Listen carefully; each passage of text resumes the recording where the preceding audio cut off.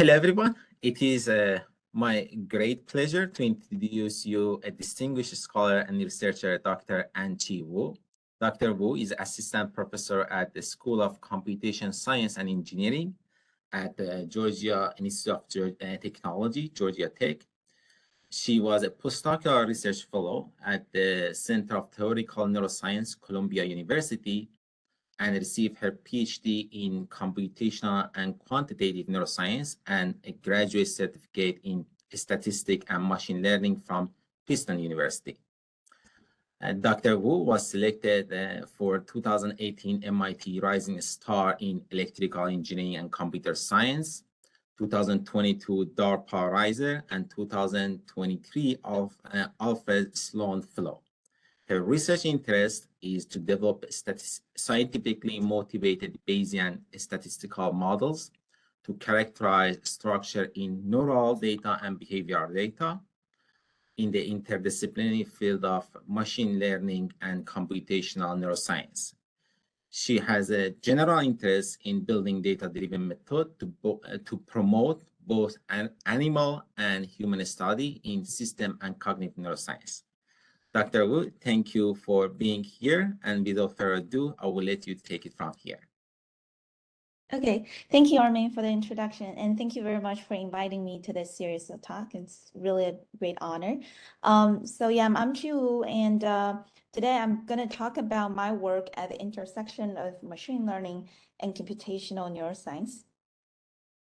Okay, so neuroscience generally studies the brain and its relationship to the external, like sensory inputs or the output behaviors. However, there are some fundamental challenges preventing us from really understanding the brain thoroughly. Here I list a bunch of factors or some challenges people are facing. But fortunately, advanced neural recording technologies empower us to dive into and record from the brain at unprecedented scales, and therefore provide us this deluge of neural and behavioral data to analyze. And although many functions of the brain are still black boxes to us, now we have this large amount of neural behavior data collected, and we can develop some artificial models or surrogate models, or people call normative models, to mimic these unknown neural functions. And therefore, developing some machine learning models would be very important to understanding these black box functions in our brain. However, it's non-trivial to develop these machine learning models because we cannot just simply adapt whatever existing there, right, in the ML world. And we need to bring some neuroscience tailored assumptions to develop more biologically plausible artificial models. And on the other hand, we hope these models can be applied back to the brain data and to really discover some interpretable results for neuroscience models, for neuroscience problems. So that's where my work is specifically laid out. And so more specifically, I want to talk about my work from 3 different perspectives. The first one is to discover some latent structure underlying neural recordings. And this is going to focus on how we should understand the large-scale neural populations in the brain, but without getting access to any external information, such as behaviors or sensory inputs. And the second one is going to be constructing some structured prior for probabilistic decoding for fMRI analysis, where we are also interested in the structure in the human brain signals, but meanwhile, we will explore this coding relationship between the external information and the neural signal. And finally, I will switch to the topic on behaviors, where we're going to introduce some semi-supervised learning approach for behavior, especially animal behavior analysis and understanding. This study will be very important to understanding the neuromechanism and the biological functions in the brain. So I will see whether we have time to cover all of them, but if not, I'll probably skip some part of the third part for time limit. Okay, so let's start from the first one. So in general neuroscience experiments, researchers usually have these high-dimensional spike train data, right? We call it high-dimensional because there are basically a large number of neurons.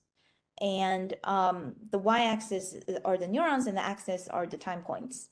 So by looking at this matrix, it's kind of hard to tell what these neurons are doing, right? Researchers trying to understand the latent trajectories or the latent dynamic of these neurons. So if we can find some low-dimensional structure or manifold, we can now explain the behavior of the populations by inspecting this low-dimensional dynamics. So there are actually already some existing models discovering latent dynamics. So this is not a new modeling topic. But why we still want to build our own model? The reasons are, first, we want to build a generative model for population spectrum data. And second, we need to incorporate some assumptions that are inspired from neuroscience or tailored for the specific neural data. And third, we want to impose some explicit manifold assumption over the latent structure. Moreover, we care about the interpretability of the nonlinear function, then mapping from the low-dimensional structure to the high-dimensional spectrum. And we want to model this kind of mapping function to mimic the functions in the real neurons. So next, I'm going to explain how our proposed model will cover these points. So this is a model we propose to solve the task. It is called latent manifold tuning model. At the bottom is the spectrum Y, which is the only observation we have. And our goal is to infer some low-dimensional process X underlying Y, as well as some probabilistic mapping function mapping Y X to Y. Now we first assume X is a random process with a prior PX. Okay, we focus on the prior, the latent part first. And one assumption we have is this latent process might evolve smoothly over time. So we can incorporate some assumption like this into the prior. And we use a Gaussian process prior, which can generate smooth functions. And therefore, such a prior can impose a smoothness over the function x, which is a function of time t, ensuring the temporal continuity of the latent. Okay, and next we model the probabilistic mapping py given x via some nonlinear tuning curve f. Tuning curve is usually used in neuroscience to describe the neural functions between input stimuli and output spike rate response. And here, the input stimuli are actually unobserved, different from the conventional definition, which are these latent variables x. But when I say tuning curve, I'm basically meaning the nonlinear mapping function to map the latent to the neural spectrums. And given that, one assumption we can put is that the output of the tuning curve are non-negative, which is usually true if we want to model the spike rates, right? Spike rates have to be non-negative in a spiking model. Another assumption is neurons fare smoothly over the latent, which is more like biologically plausible. Therefore, we now put another Gaussian process prior over the log of f. The log ensures the non-negativity over the function f, and again, the GP prior will ensure the smoothness over the tuning curve. Okay, now the third step would be considering the spike rate lambda, which are usually these continuous and non-negative values. The lambda will be constructed by putting the tuning curve function f over the latent x. Then the final spike counts are generated from these spike rates using a Poisson distribution. Okay, so this is the generative model we build to discover this low-dimensional latent process from this high-dimensional spectrum. And in practice, how are we going to solve the model, right? We're going to reverse this arrow direction and do the inference to estimate the latent process x and the unknown tuning curve function f, but only given the observed data y. Okay, so here I'm showing an application of our model to a rat hippocampal dataset. I'm showing an example of spike trains with 30 neurons in hippocampus for a 15-minute recording session. These neurons are usually the play cells, which are considered to encode some two-dimensional spatial location of the rat. So again, by looking at this matrix, maybe it's hard to tell there's any pattern of the neural activity or what's the underlying statistical structure. If we do some PCA analysis on this spike train data, we might get at least 10 principal components capturing this majority of the variance in the data set.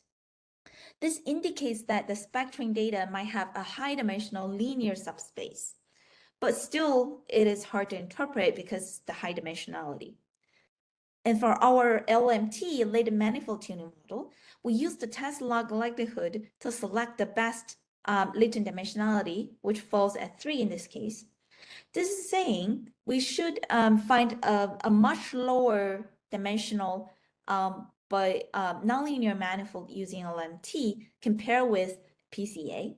And this 3-dimensional LMT subspace could well explain the 30-dimensional neural space. And here's the glimpse of the 3-dimensional latent trajectory. And note that we actually know the rat is traversing in this 2-dimensional W-shaped maze while these place cells are being recorded. And we could plot its real-time 2-dimensional trajectory here in the middle, and we color each arm for the maze for better visualization. We can see that the 3-dimensional latent trajectory on the right recapitulates the behavior of the rat in the physical world while segregating the colored arms. Note that we only infer the 3-dimensional latent using the neural activity without access to this 2-dimensional trajectory information. And then, given this 3D trajectory, we can find a convex hull covering all the curves to formulate this 3-dimensional manifold. The manifold looks like a folded 2D shape, W-shaped maze, but gathering the yellow and green to the center to be both close to the sign arm, which is different from their spatial relation between the yellow and green in the physical world. We also find the same folding phenomenon across different sessions and different animals. And traditionally in neuroscience, people usually map the place cells to a 2-dimensional spatial location. But here we want to ask, can we find some meaningful information in a bit higher dimensional space? For example, with the 3rd dimension. And here I'm showing that the place cells are actually encoding some strong correlation information between the yellow brain and also the sign arm in the 3rd dimension. And we hypothesize that this interesting correlation might be resulted from the cognitive functions underlying these place cells, might be related to the reward encoding because the reward are placed at the end of each arm. Okay, so that's some interpretation of the 3-dimensional latent, which is a bit different from the 2-dimensional encoding assumption for place cells. And we're also interested in what the tuning curve will look like, right? Remember, the tuning curve is the nonlinear mapping function, mapping from the latent to the spectrum data. We could visualize this tuning curve on the manifold for a single place cell. Here we unfold it into a 2D version just for better visualization. And the estimate tuning curve look like what I'm showing on the left. It is showing that this specific place cell actually fares the most in the highlighted region, which is kind of consistent with this empirical tuning curve derived directly from the spectrum data. Okay, so yeah, we've shown both the tuning curve and manifold qualitatively. Here's a quantitative comparison between our latent manifold tuning model and some alternatives. We compare the predictive log likelihood on the held-out spectrum data. In the figure, the higher the bar is, the better the performance is. And we can see our LMT pops out as the best model for this data, which give us this way to explore a whole class of assumptions about these latent structures, but only with the spectrum data. So it's a pure unsupervised learning method. And then other than this hippocampus example, we also apply the LMT model to different cortical areas. Here's one example for the visual cortex neurons. I'm not going to dig into the details here. I just want to show that we can achieve some rotational trajectory, which is shown in the middle, as well as the tuning curve for individual neurons on this three-dimensional torus manifold. So we will be able to interpret this torus manifold corresponding to the orientation, the phase of the input stimuli. And we also can tell, like for a single neuron, maybe at a certain phase, at a certain angle, this neuron fares the most, which really explain the individual neuron's behavior. Similarly, we apply this to the posterior parietal cortex. In this specific task, the mouse executes a perceptual decision-making task with 4 different cognitive states. And we can discover a 3-dimensional butterfly manifold with 4 wings corresponding to the 4 decision states. And we can also obtain the tuning curves for the individuals on this 3-dimensional manifold. Okay, and so the previous slides, I showed that how we developed this latent manifold tuning model and discovered some interesting latent dynamics and applied it to 3 different cortical or subcortical areas and discovered some interesting 3-dimensional or latent trajectories. More than the applications we showed earlier, we also interested in seeing whether we can develop these kind of apply these latent models to olfactory neurons, where people cares more about the olfactory perception or olfactory topography. Previous work to address this olfactory perception understanding problem usually use PCA to perform dimensionality reduction on the perceptual judgment data, which is from humans. Or people can build dimensionality reduction method on both the perceptual judgment data as well as the chemical properties of the odorant molecules. And they both show that the olfactory perceptual space is quite low dimensional. And here our question is, can we take an alternative approach by just looking at the neural response to identify some low dimensional space underlying the olfactory perception? And the data we look like is from the piriform cortex, the olfactory neuron in the piriform cortex, which is the main cortical area for olfactory perception. The data was collected by Bob Dada's lab at Harvard, and they simultaneously recorded neural responses to odors in layer 2 and layer 3 in the piriform cortex. Here's the raw calcium imaging data they collect. And in order to analyze these calcium fluorescence, we compute the total fluorescence of each neuron in a 2-second window following the presentation of each odorant. And the raw data matrix is what I'm showing on the right. We have 22 odorants with 437 neurons. We don't have the dynamic information. We just aggregate over time to get one single response. And each row of this matrix represents the population response to a single odorant. And similarly, like the hippocampus example, if we perform PCA, we can see the response data appears to be pretty high dimensional because we can find a large number of principal components that are required to capture the majority of the total variance. However, the previous work, right, on olfactory perceptual judgments suggests that olfactory subspace could be low dimensional. So we're therefore focused on some nonlinear dimensionality reduction method to identify such a low dimensional latent. As I mentioned, we're going to adopt a similar LMT model here, but adjust that to the specific calcium imaging data set. We want to discover the low dimensional order space in some tuning curve function mapping the latent to the observed neural response. And So here's how we do that. We propose the same LMT model. So the latent is a two-dimensional space, for example, which is a static. There's no dynamic assumption or temporal continuity assumption.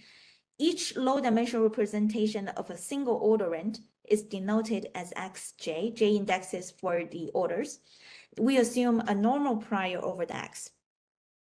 Okay, and now for the tuning curve part, which is still f of x, we assume f of x is from Gaussian prior, which imposed the smoothness over the tuning curve function. This is the same as the previous one. The only difference is right now we are not modeling the spec rates, so log f doesn't have to be strictly non-negative. Now, given a single orders representation, x, we can generate the neural population response like what I'm showing here, right? Present the latent to each tuning curve of each neuron, generate one neural response, and stack them together to get a population response. We can repeat the same procedure for different orderands. Then we will be able to get the neural population response for the entire order set. In order to get the observed neural response like what we collect in the data, we need to add some Gaussian noise to the mean response rate f of x. The noise consists of two components. Sigma x is the order-dependent variance, and epsilon is the neural correlated Gaussian noise. This is why we call it's a structure noise. We actually decompose a general noise into two parts. One part relates to the orderance, which is the stimulus, and the other correspond to the intrinsic neural correlation.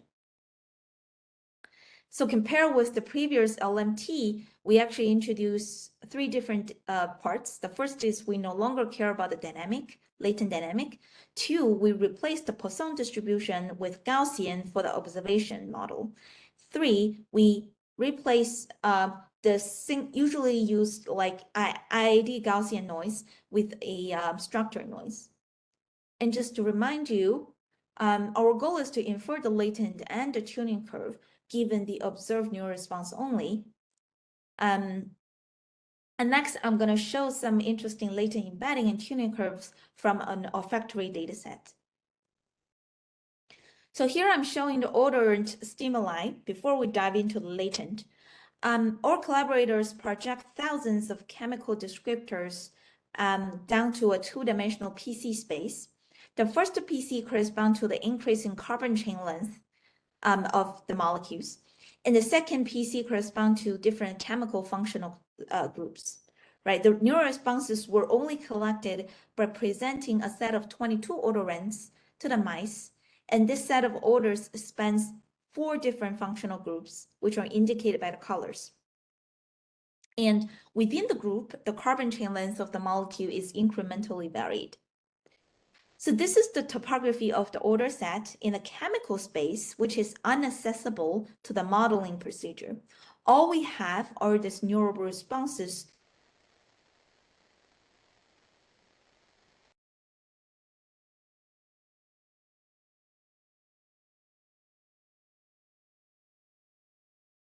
I think we lost Anchi. Anchi, can you hear me?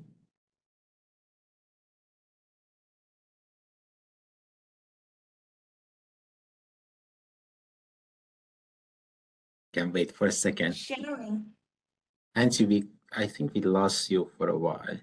Oh, sorry. Beginning of this slide, don't worry. Okay, am I back? Yes, am I yes, audible yes. right now? Yes. Okay, where was I lost? I mean, you can just continue. I think we you explained the first image. Yeah.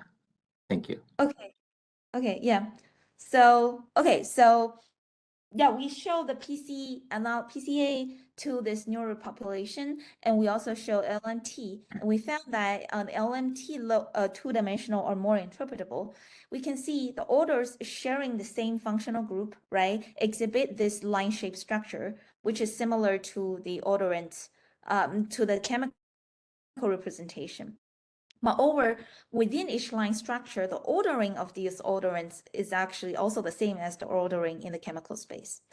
And therefore, the x-axis we can think is for functional group, and the y-axis indicates the carbon chain length.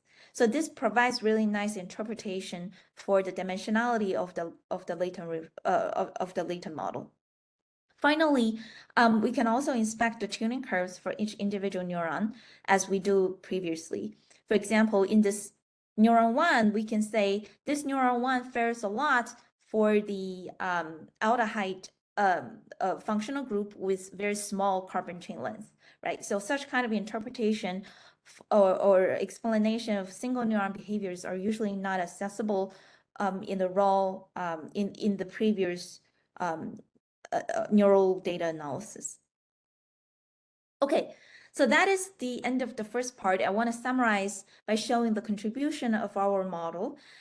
We can successfully translate neural-inspired assumptions into probabilistic modeling. And more specifically, we propose this generative model for population spectrings and calcium imaging. And we impose an explicit manifold assumption over the latent via Gaussian processes, especially for the first model for dynamic learning.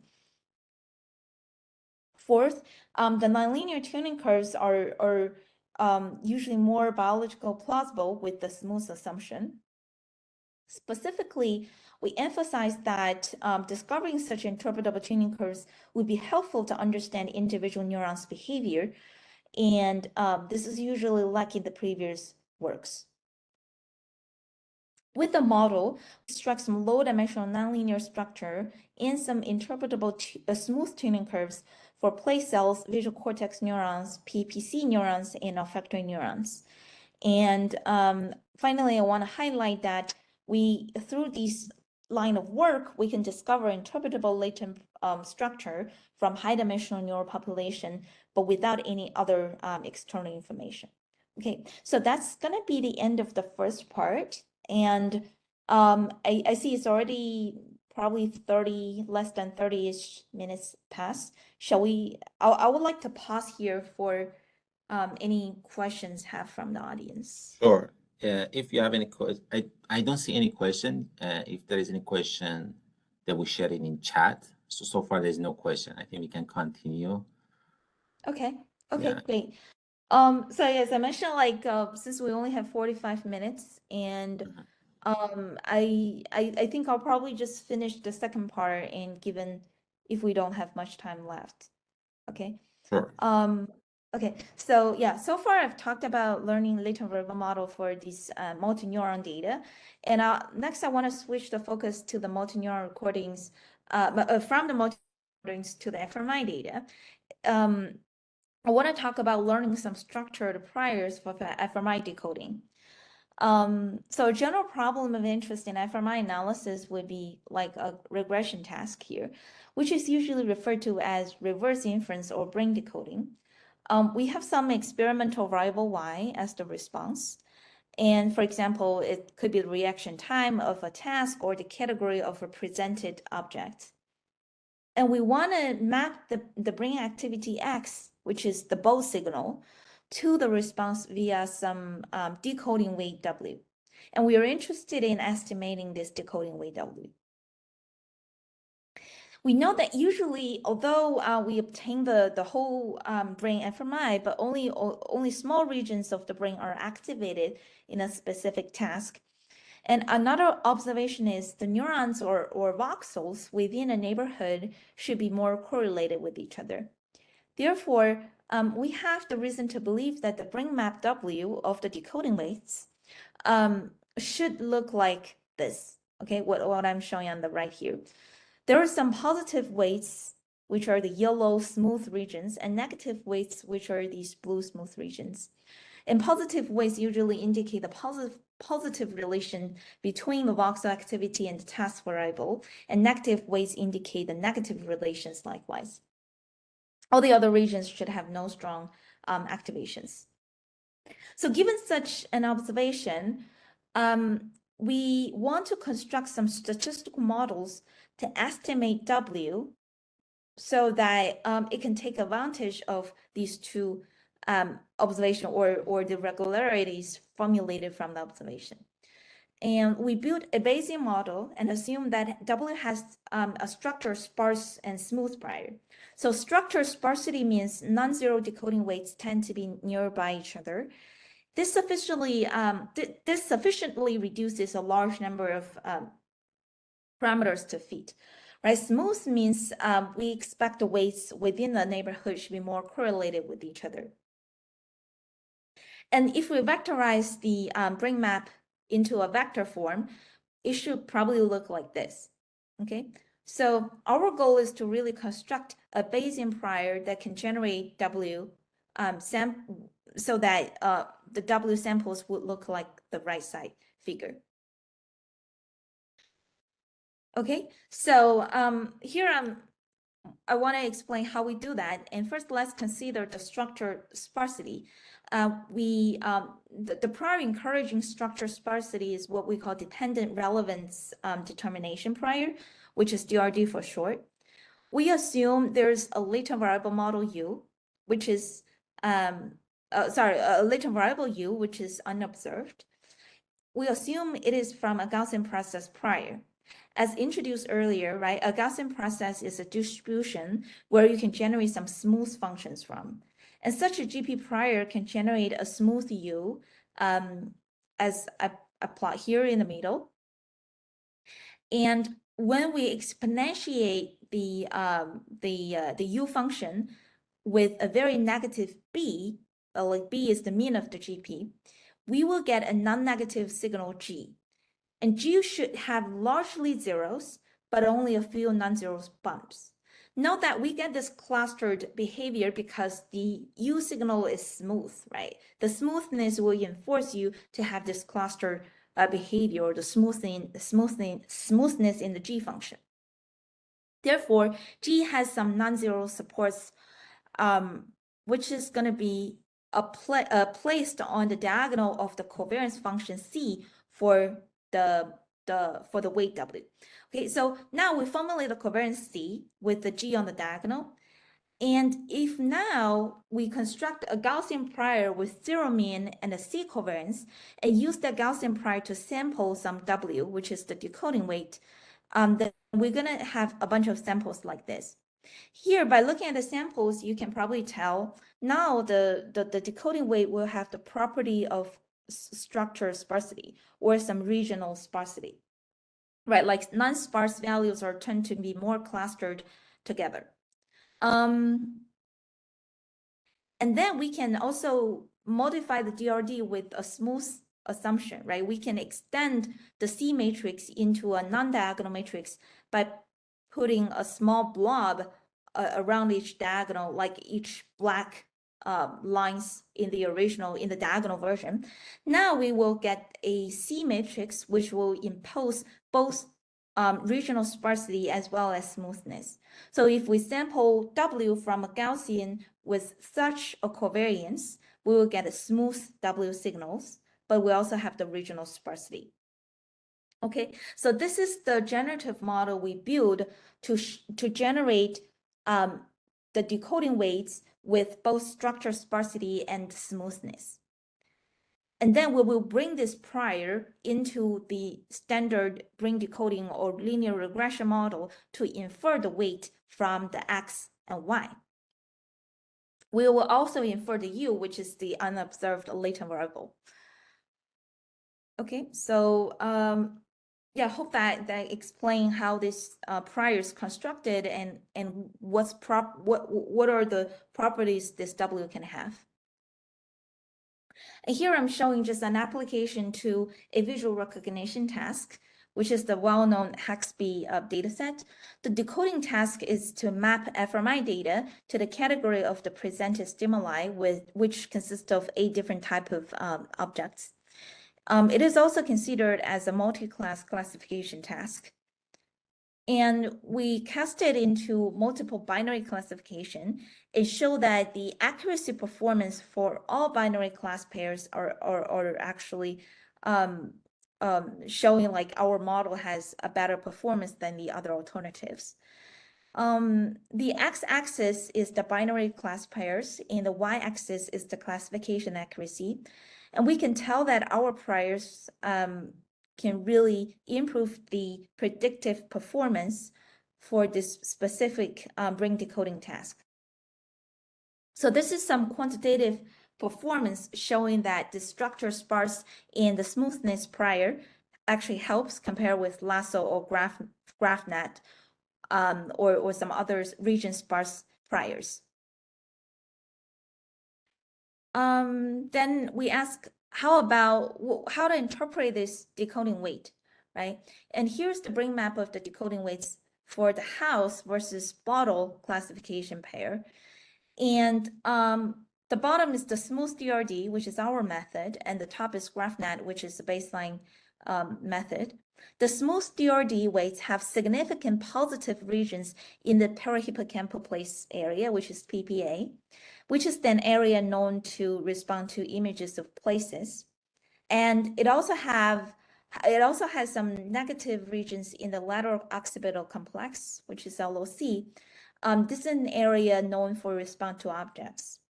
But by comparison, GraphNet is a regularizer encouraging only group sparsity, and its weight in LOC specifically are neither strong nor clustered.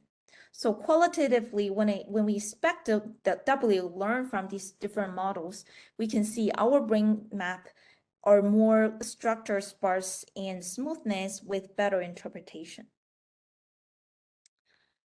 Okay, so that would be the summary of the second part for the structure prior for the decoding task. We proposed this hierarchical model for structure, sparse, and smooth dependencies imposed by Gaussian process. It improves the brain decoding performance on the specific classification task and present us this interpretable brain maps. So the highlight will be this interpretable brain map of decoding weights for the fMRI analysis. I'll probably also pause here for a short while in case there's any question on this part. Sure. So there's one question from Dr. Liu. So she mentioned the LMT model is very impressive. My question is the input to LMT. Is it the original neural recording or the extracted Spark series? Or the what? I didn't Or hear. extracted Spark series? So for the LMT model, that only takes the neural activity as the input. So so if the question is about sparsity, that like I'm talking about two different projects, maybe that creates some confusion. The first one is LMT, which is for these invasive neural recordings, and there's no sparsity assumption in the previous one. It just take the neural data. And in this part, I'm working on the brain decoding task where we have both the neural data, which is the voxels from both signals, and we also have the task variable, right? So you can think of it as a mapping. It's learning a mapping from X to Y using a linear weight. And the linear weight is something we're interested, but to learn the W, we don't have additional information rather than just the assumption, right? We assume the W would follow a specific structure sparse and smoothness assumption. But where this region is, how sparse they should be, we don't impose such information. And I have a question myself on the slide 33, where how do you, I kind of missed the part that you translate that locality, spatial smoothness in the brain to this DRD matrix, to this coefficient by coefficient matrix. What are the dimensions for the coefficient? These are not voxel, are they? It is. So W, so if your voxel, you have 10,000 voxel, then your W is going to be 10,000 by 1,000. Because we vectorize the whole brain into a vector and assume that's that's the representation. And the C matrix is actually going to be 10,000 by 10,000 matrix. But luckily, C is a diagonal, so we are not really formulating the full matrix. And when they extend that into the smooth version, we will break the diagonal structure, right? Basically, the way we extend a diagonal matrix into a smooth matrix is multiplying a smooth kernel or a smooth covariance to the diagonal function. so that you will introduce the smoothness. So in general, GP or just Gaussian prior with smooth covariance, people use square exponential or RBF kernel, right? These are the standard covariance function to impose smoothness. So we will basically combine that covariance with the covariance matrix we constructed from the structure sparsity. Yeah. So how can what I'm trying to understand is how can you assure, like you are doing a smoothing in here, that voxel are not necessarily neighborhood voxel, right? In this matrix. So how can you ensure the smoothing in the spatial domain Right. being transferred here? Yeah, so when you construct the smoothness, you apply the function over the spatial coordinates of each voxel. And the spatial coordinates is a three-dimensional vector, x, y, z. So we construct the smoothness based on their spatial location. Thank you. So there are more questions. So the questions are coming. So then you can find them on the chat.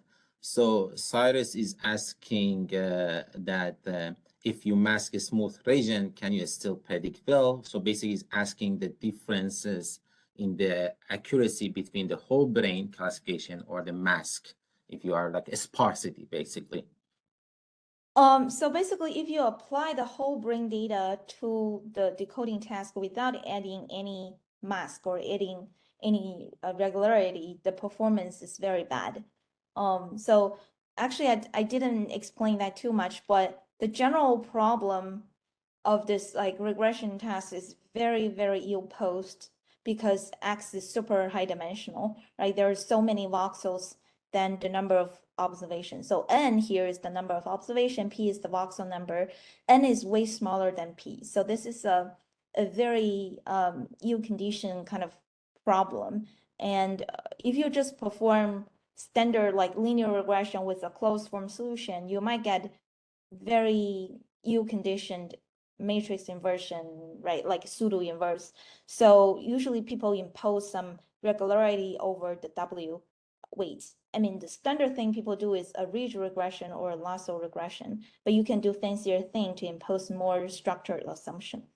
I would say generally if you just apply the raw data X to Y without regularity over W, the performance would be even nonsense. Like you're not learning anything. And if anyone have a question that wants to let me know, and I can unmute you. A follow-up question from Jean is for LMT model, do you need to extract sparks of the neural recording first or not? Do you need to extract parts of the neural recording? Spikes Oh, of the neural recording. yeah. So we don't do pre-processing like spec sorting kind of thing. We basically take whatever we have from the experimental collaborators and apply. So, but we deal with the spectrums. We also deal with calcium imaging data. Yeah, likely. I mean, the four examples I show are basically the pre-processed spectrums or the pre-processed calcium imaging fluorescences. Thank you. And a question from Adam asking, can prior anatomical information from previous study, let's say fusiform face area or PC place area, be incorporated into the model as well? I think it's talking about this model. Talking about this, the second one, right? Yes, yes. So does the prior anatomical information can be incorporated? There is actually a way to incorporate in this prior. We didn't explicitly incorporate any expert knowledge. It's just purely based on very simple statistical assumption. We actually later have a work extending this prior. I'm not sure I probably don't have the slides here, but we try to learn the prior rather than just we try to learn the prior from the data. Like we basically learn a general covariance function from the massive resting state data. And we hope that might give more reasonable covariance prior that is extracted from the data rather than just based on spatial locations and stuff like that. But I think that the nice thing about these Bayesian priors, you can impose whatever assumptions you have. It can be very flexible. Thank you. There is no more question. Thank you for your talk. It was very interesting talk, very smooth. Everything was clear. If you have a kind of wrap up slides or you wanted to explain anything more, we would be happy to hear. I mean, we have 10 minutes left. I'm not sure whether I can maybe take 5 minutes to go through the last one. That would be great. Thank you. Yeah. It is a lot of content, but I'll do it short, and then if there are more questions, I can answer after that. Okay, so the third part is actually more on the behavior side, given like the behavior understanding is really a hot topic, especially in system neuroscience these days. People collect a lot of high dimensional behavior data and try to extract some interpretable low dimensional representations so that they can connect to the neural activity. There are different ways you can compress the information into low dimensional. For example, you can do post tracking, or you can deal with the original image or original video to do compression using some deep learning based method, or you can doing some segmentation, like you have a long sequence of behaviors. How are you going to segment that into some behavior syllables or behavior phenotypes for downstream analysis? So we cover a bunch of these models, but the emphasis we have is we want to deal with the scarce data issue where there's really a limited amount of human data, right? Because usually when we collect the behaviors, it can hours of video sitting there. If you label each frame, that's going to be too much human labor. So we want to propose some solution that use some semi-supervised learning method can utilize both the limited label data and massive amount of unlabeled data. So we've been working on a lot on how to incorporating these semi-supervised model for both post-tracking, video compression, and behavior segmentation. So yeah, for the post-tracking, maybe let me just quickly go through that. What I'm showing here is like a standard baseline. You have an image input to a backbone like ResNet, and to generate some post key point prediction, right? And you can compare, you generate a confidence map of each key point and compare that with the ground truth to construct the loss. That's the standard supervised learning. And we're thinking, can we extend it into a semi-supervised case? If we don't know some label, say for T+1, right? We don't have the true label. We call that unlabeled frame. How are we gonna construct a loss when we don't know the ground truth? And we come up with a method to generate a pseudo key point, a pseudo ground truth key point for key points, and use that to build a loss. And we call that the self-supervised learning part. We actually impose a unimodal assumption over the key point. So basically, we are not introducing supervision because we don't know the ground truth, but we are imposing a structural assumption which assume for a single key point, the confidence map of that single key point should only have one unimodal distribution. Anyway, so we combine these together to get the semi-supervised method. We also impose some constraint like the spatial constraint. For example, if two body parts have some physical connection or skeletal connection, then the two key points cannot be too far away. So that's the spatial constraint idea. And we also have the temporal constraint, which is very similar to general temporal continuity, right? Like neighbor frames should have a quite similar, like very close location. It cannot be very jumpy. But we incorporate these spatial and temporal constraints into the model training rather than as a post hoc, like Kalman filtering or a smoothing post-processing step. We actually combine everything into the training to smooth out these glitches because of the lack of labels. And we compare with a standard baseline model, which is supervised learning, which is the deep lab cut. If people play around with post estimation for animals, you're probably aware of this method. And we show that our model, which is DGP, deep graph pose, is more robust. And this robustness really comes from the unimodal assumption over the key point, right? So yeah, and here is the quantitative performance showing when you change the number of labels in the training set, our model, the DGP, is always outperforming the DLC, which is the supervised only, because we utilize a lot of unlabeled frame. And then we also extend that to a multi-animal post-estimation scenario. Okay, so that's the post-estimation with very scarce amount of human label. And another line of work people do with the behavior video is to compress the behavior video, raw images, into some low-dimensional representation, but using autoencoder, like a type of model, right? It's not like just tracking a key point or specific body part. It just like compress, right? This is a standard deep learning way of compressing high-dimensional video to a low-dimensional representation. The main issue of the previous method is pure unsupervised learning. And even you have some tracking information, you cannot just introduce it into the unsupervised learning. And also the discovered latent is not very interpretable because you don't have the nice disentanglement, right? Like each latent doesn't have a nice physical meaning. So we're thinking, can we introduce the tracking information like from DGP into the video compression model to achieve better disentanglement? And that's essentially what we do. We introduce a separate subspace to contain this tracking information so that the autoencoder subspace will have everything other than the movement. And we actually show some interesting manipulation.